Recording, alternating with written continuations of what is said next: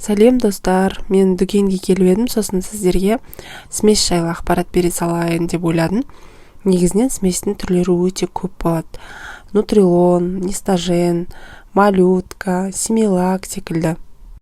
Қазір мен осы жерде тұрған сместер бойынша сіздерге жалпы смес жайлы ақпарат бергім келіп тұр. Ең толық тұрғаны нутрилон сияқты, сондықтан нутрилонды ұстай отырып сіздерге смес жайлы просто түсіндіре берейін. Жалпы сместердің барлығы 4 топқа бөлінеді. Бір деп тұрған ол туылғаннан бастап беруге болады. Одан кейін екінші номерлі болады. Ол 6 айдан бастап беруге болатын түрі.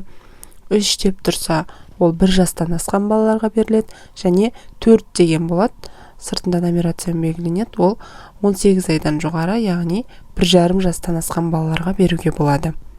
Кез келген сместің құрамы ол ананың сүтінің құрамына сәйкестендіріліп жасалынады. Егер де балада колика болатын болса, яғни іші кебетін болса, оған запор кезінде, колика кезінде беретін басқа түрлері болады. Егер балада аллергия болатын болса, гипоаллергенный сместер да болады.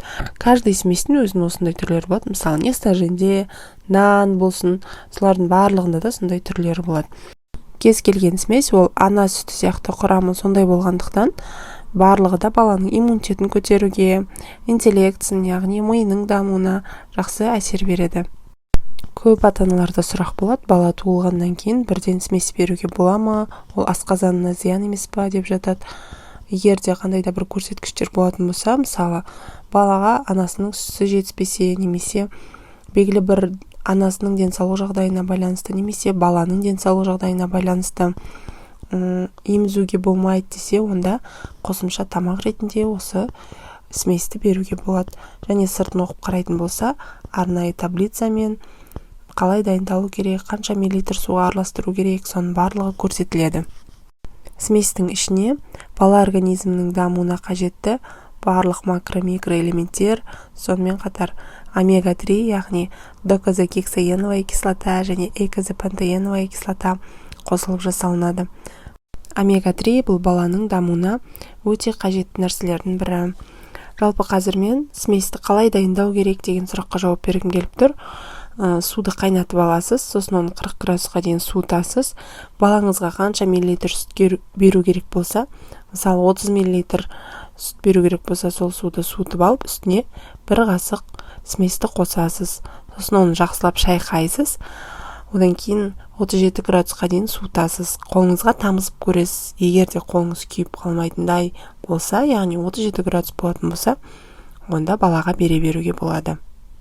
Сместі ашқаннан кейін оны сыртына ашқан күніңіздің датасын жазып қойыңыз.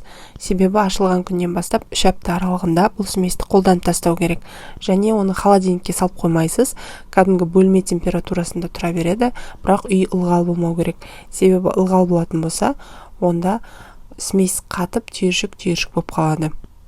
Сместің аузын ашылғаннан кейін оны мықтап жауып қою керек. Себебі қоршаған ортадағы кез келген иіс осы сүтке сіңіп қалуы мүмкін. Тағы бір ескеретін нәрсе, сместі алғанда міндетті түрде срок годностьқа қарау керек.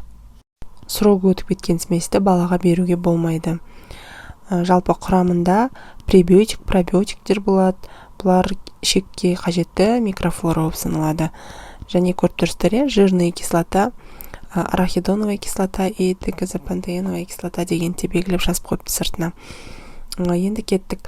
Егер де балада аллергия болатын болса, жаңа айтып өттім, гипоаллергенный түрін алып беруге болады. Дәл сіздің балаңызға қандай смес түрін таңдау керек деген сұрақты тек сіздің педиатрыңыз ғана айта алады. Мынау жалпы мен қазір сместің дайындалуын көрсетіп жатырмын. Егер де смес жайлы сұрақтарыңыз болса, комментарий қалдырсаңыздар болады. Мен міндетті түрде жауап беруге тырысамын. Сау болыңыздар.